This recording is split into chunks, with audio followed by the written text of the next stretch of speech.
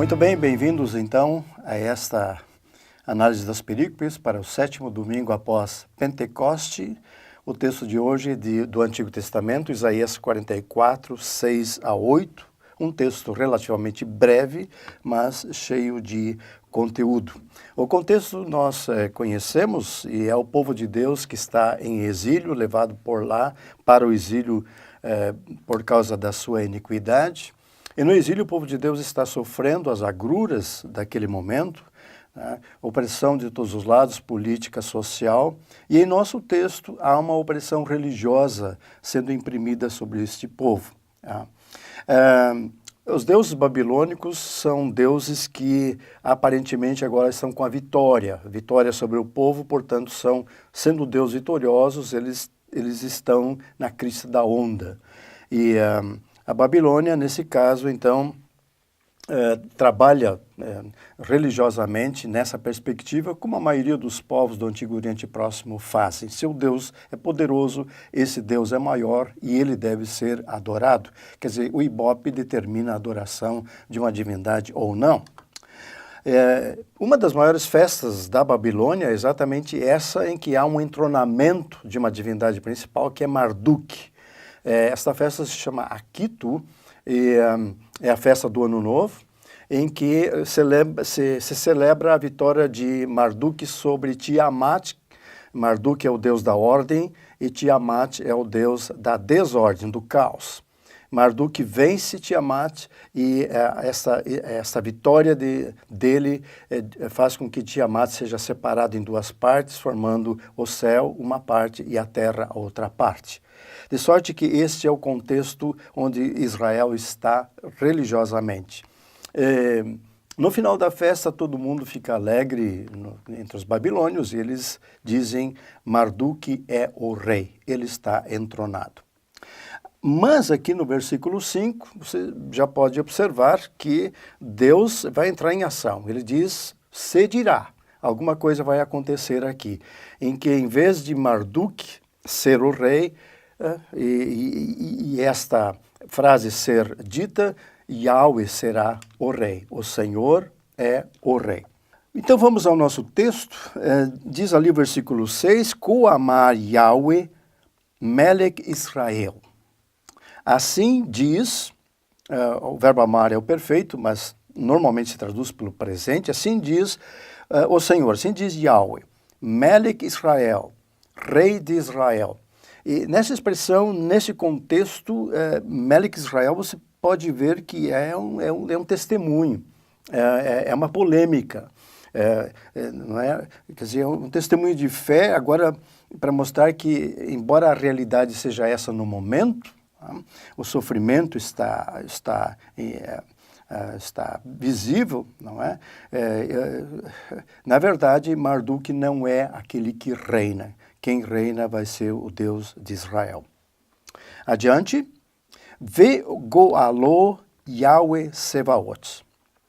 Goalô vem da palavra goel, é o substantivo, o verbo é gaal, e aqui você tem um particípio ativo, que ao mesmo tempo é um particípio substantivado, com o sufixo da terceira masculina singular, quer dizer, o seu redentor, redentor de Israel. Essa palavra goel, ela tem um caráter que nós podemos dizer histórico, né, aqui, e ao mesmo tempo ele é cristológico.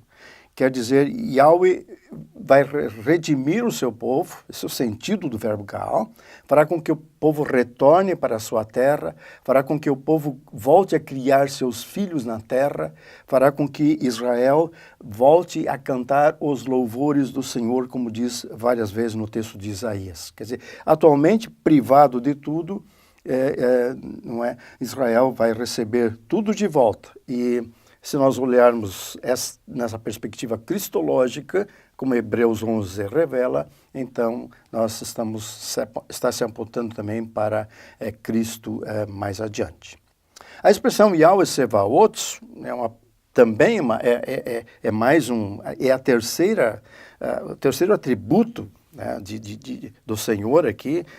Literalmente se trabalha Senhor dos exércitos. Savá é a forma feminina singular, Sevaot é o plural. Isso é um construto e é a primeira vez que acontece aqui em Isaías 40 até o final 66.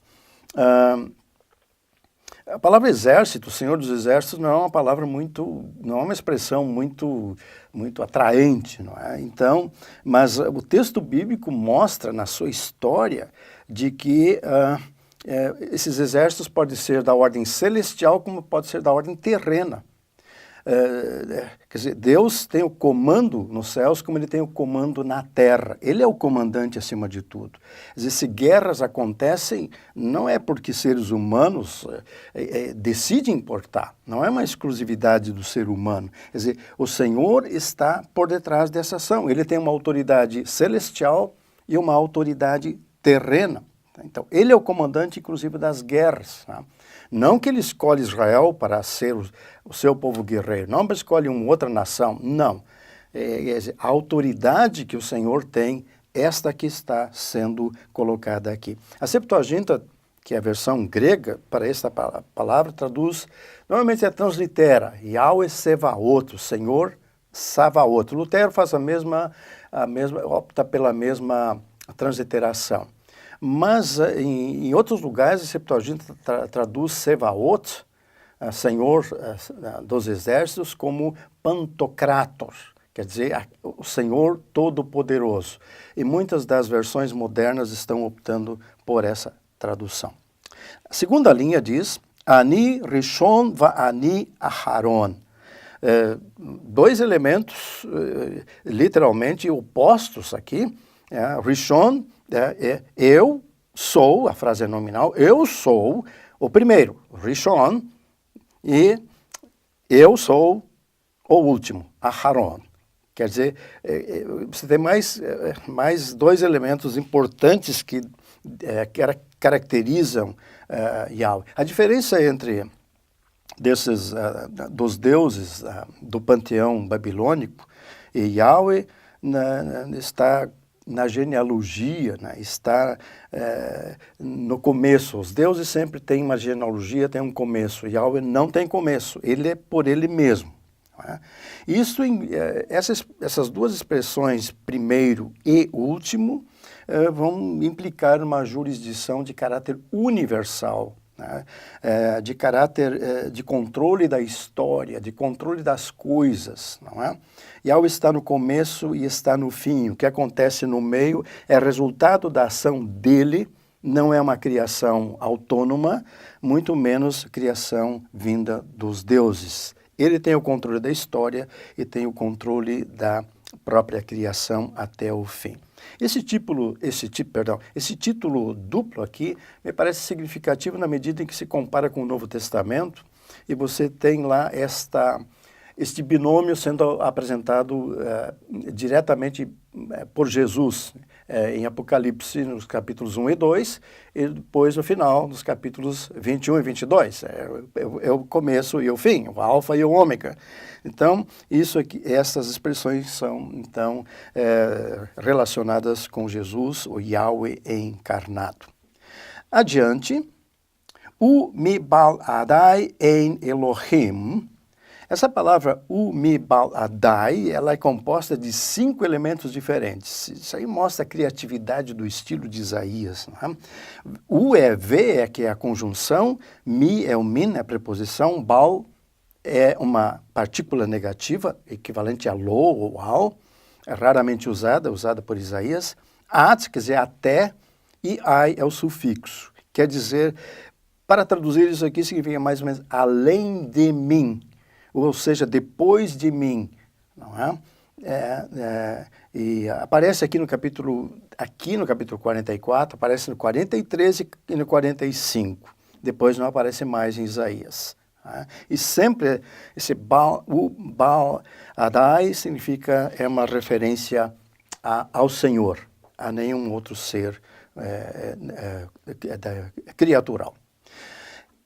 Em Elohim, nós sabemos, é uma frase também nominal de inexistência, não existe. Não existe Elohim, não existe Deus, ou não existe outro Deus. Ele é o único Deus, e ponto final. Quer dizer, você tem as características, a identidade, e aí é uma afirmação final, que é uma característica do texto aqui. Quer dizer, o monoteísmo aqui não poderia ser, a meu ver, descrito da melhor forma, com expressões tão claras e tão poderosas, né? Quer dizer, o poder real do universo está fora do universo, não está dentro do universo. A autoridade resiste com o Criador, não com a criatura. Versículo 7, Umi kamoni ikra. Agora Deus se dirige aos deuses, o Senhor se dirige aos deuses. Umi kamoni, quem é como eu? A expressão kamoni, que é o que, é a preposição que, com o sufixo da primeira pessoa, assim, estendido. Não é? Kamoni, quem é... Outros profetas trabalham com a expressão Mikayawe, Miqueias, por exemplo. Quem é como Yahweh, quem é como o Senhor? Então, Micael, quem é como eu? Miguel, essa expressão, a tradução para o português. Então, aqui é quem é como eu. E a palavra ikra, aqui é um jussivo do verbo kará, significa proclame. Proclame, quer dizer, quem é como eu, que ele proclame. Essa seria talvez a tradução mais adequada aqui. É uma pergunta retórica que não tem para a qual não há nenhuma relação. Na sequência, os dois verbos que aparecem aí, veyagideha, veyarekehali. O primeiro verbo é um jussivo do verbo nagat, é um jussivo do hífil, então que eu relate para mim. O segundo verbo, arak, também está no jussivo do hífil aqui, que significa colocar em ordem, apresentar algo organizado, como se faz numa batalha. O contexto, evidentemente, mostra uma ação de competição, de julgamento dos deuses que não podem apresentar nada, porque deuses nada criam. A segunda parte, Misumi am olam. Misumi quer dizer, mi é a preposição, sum é o infinitivo construto aqui com o sufixo da primeira pessoa. Né? Sum quer dizer colocar, estabelecer.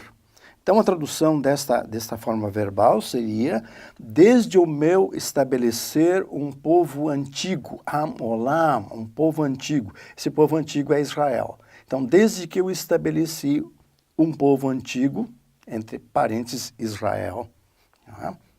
Ve'otiot va'asher tavona yagidu lamo. Otiot vem do verbo atá. Atá é um aleph, um tal e um re no final. Ele é sinônimo do verbo bo, que é vir. Bo é muito comum, atá é muito raro. Aparece em Isaías aqui. Então, otiot serão as coisas que hão de vir. Eventos futuros, não é? O próprio futuro nesse sentido. Que relatem, e que virão, o verbo tavona, vem do verbo bo aqui, é a terceira feminina plural, e que virão. Mais ou menos está repetindo a mesma ideia aqui. Yagidu, lamo, yagidu está na terceira masculina plural agora. Isso é uma referência aos deuses, não é? É o hífil do jussivo do verbo nagat, né? Então, que relatem lamo. Essa expressão é a preposição le mais o sufixo arcaico mo, que é equivalente a lo, que é muito mais comum no texto bíblico, para ele. Quer dizer, então, relatem ou declarem cada um para o outro. Deus não quer um relatório para ele, mas que os deuses relatem cada um para o outro, se são capazes de fazê-lo. Então, há uma ironia por detrás desta palavra. Versículo 8. Al tifchadu ve al tirhu. Agora, Deus fala para o povo de Israel. O verbo pahat significa, é um imperativo ducal, do verbo pahat significa aterrorizar. Então, não vos aterrorizeis. Né? O verbo tirhu é a única vez que aparece, é um rapax legômeno aqui no texto, em toda a Bíblia, em todo o Antigo Testamento, vem do verbo yará, é um yod, um resh e um re. Normalmente nós usamos um yod, um resh e um aleph, né? Yare, mas aqui você tem um re, e significa ficar paralisado em função do medo. Então, e não vos paraliseis com medo. Tá? E uma pergunta na sequência, halô meaz hishmaticha vehigatchi. Halô, o ha é a partícula interrogativa, então, meaz, as significa então, a tradução aqui é min, talvez desde então. Não aconteceu desde os tempos antigos, né? Desde então, refere-se aos tempos antigos aqui, quando o povo foi estabelecido. Né? Hishmatika, o verbo chamar, é um rifle do verbo chamar, te fiz ouvir, ou te fiz anunciar, Deus falando de novo para o seu povo. Quer dizer, desde os tempos antigos eu te fiz ouvir, não te fiz ouvir, e não te fiz relatar, ou não te relatei. É o verbo nagat que já apareceu lá em cima. Para a segunda parte, então, do versículo 8, Veatem edai, e vós sois minhas testemunhas. Tá? Testemunha aqui, a testemunha é alguém que vê e que ouve algo que acontece objetivamente, ou seja, fora dele, não dentro de si, mas fora dele. Tá? Interessante que Isaías e Yahweh, na verdade, escolhe as suas testemunhas. Sempre é Yahweh que escolhe. Em Lucas e em Atos, Jesus é quem escolhe as suas testemunhas e as envia para o mundo. A seguinte, na sequência, Hayesh Eloah mi bal Adai. Existe um Deus além de mim. A forma Eloah, que aparece aqui, é uma forma singular, porque normalmente Elohim é a mais comum, não é? Elohim é um plural majestático, e aqui você tem Eloah, que é uma expressão que aparece muito no livro de Jó. A maioria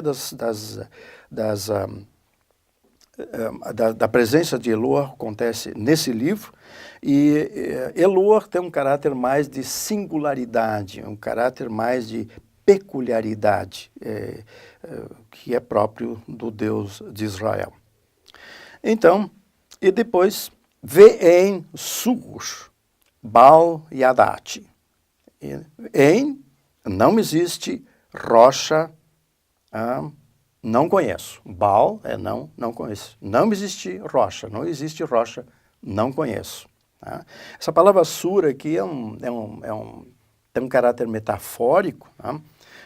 Rocha, no Evangelho, há uma comparação entre rocha e areia. Tá? A areia está lá, se move, a rocha está lá desde antes de Israel. Faz parte da criação do mundo. Deus colocou a rocha e ela não se move.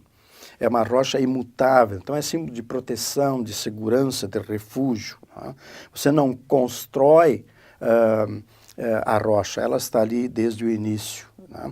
É interessante que no capítulo 48, no versículo 21 lá, a rocha se refere àquela rocha que no deserto serviu de fonte de água para o povo de Deus, no caso de Moisés.